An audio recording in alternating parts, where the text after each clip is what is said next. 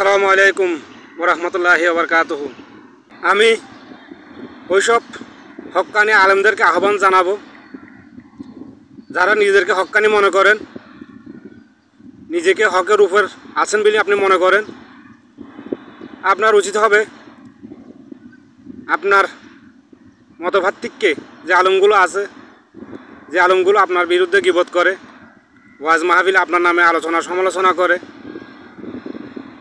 সেই শ্রেণী আলেমগুলোকে আপনার বাসায় বা কোনো রেস্টুরেন্টে আপনি তাকে দাওয়াত দিবেন,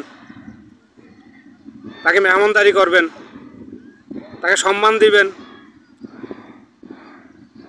তাহলে কি হবে, যে আলেম আপনার শত্রু ছিল বা আপনার বিরুদ্ধে কথা বলতো, সে আপনাকে সম্মান করবে, আপনার প্রতি তার একটা সম্মানের সৃষ্টি হবে।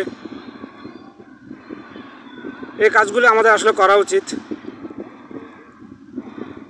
আলেম হওয়া বর্তমান সময়ে খুবই সহজ। যার এলেম আছে সেই আলেম। সে দৃষ্টিতে আমারও কয়েকটি এলেম আছে। আমিও তো দাবি করতে পারি আমিও আলেম। আসলে কি প্রকৃতপক্ষে এটাই আলেম? আলেম হতে গেলে কিছু যোগ্যতা লাগবে, যোগ্যতা সম্পন্ন ব্যক্তি হতে হবে। আপনি যতই ওয়াজ মাহফিলে গরম হয়ে কথা বলেন, উত্তেজিত হন,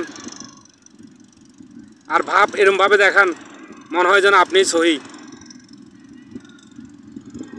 আপনার মতো হাজারো কোটি আলেমকে যদি আল্লাহ জাহান্নামে দেয়, আল্লাহ কি কোনো সমস্যা আছে নাকি আল্লাহ কাউকে কফির দিতে হবে?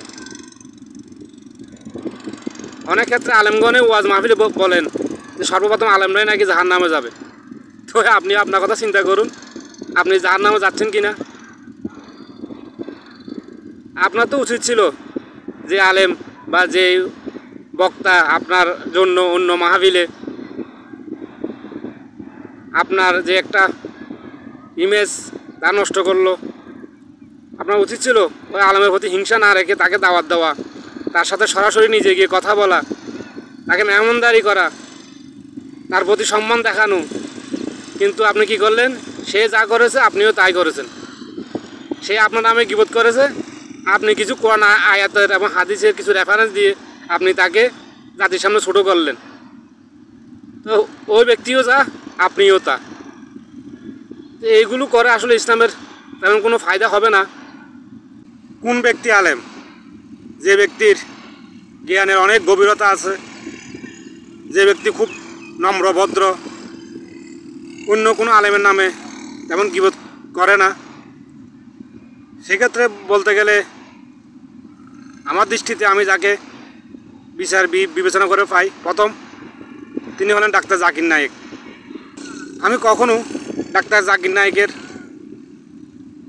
অনেক মাহফিল দেখেছি, সে সবসময় এই বিষয়টাকে এড়িয়ে যেত। মুসলমানদের কোনো আলেমের বিরুদ্ধে গীবত করা থেকে উনি অনেক দূরে। উনি সহজে মুসলমানদের কোনো আলেমের নামে গীবত করতো না। ওনার বিরুদ্ধে হাজার হাজার আলেম ওনার বিরুদ্ধে কথা বলেছে।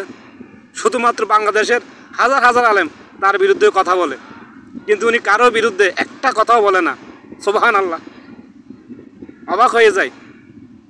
একটা মানুষের জ্ঞান কতটা গভীর হলে, তার ভিতরে কতটা বিনয়ী থাকলে বা কতটা ধৈর্য শক্তি থাকলে সে এরকমভাবে চুপ থাকতে পারে।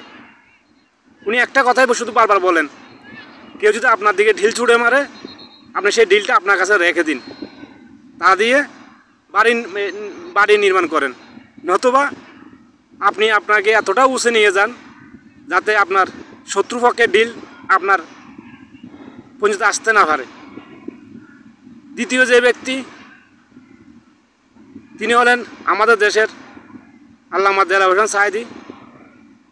তিনি সবসময় একটা জিনিস চেষ্টা করতেন যে কীভাবে সমস্ত মুসলমান দলগুলোকে একসাথে করা যায়। আসলে এদেরকে বলা হয় আলেম। আপনি কোন আলেম? আপনার মাহফিলে স্টেজে উঠে মাত্র আপনি আপনার বিরুদ্ধে কেউ কিছু বললে আপনি তার বিরুদ্ধে সারাক্ষণ কথা বলতে থাকেন। আপনি কোন আলেম? আপনার মতো আলেম দিয়ে ইসলামের কোনো কাজ আদৌ হচ্ছে কি না মনে হয় না। চেষ্টা করুন, কেউ যদি আপনার বিরুদ্ধে কথা বলে বা আপনি একটি কথা বলেছেন, সেটাকে ভুল প্রমাণ করানোর চেষ্টা করে, আপনাকে ছোটো করার চেষ্টা করে, ওই শ্রেণী আলেমদের কথার উত্তর না দিয়ে আপনি আপনার কাজ করে যান, যদি আপনি নিজেকে সহি মনে করেন।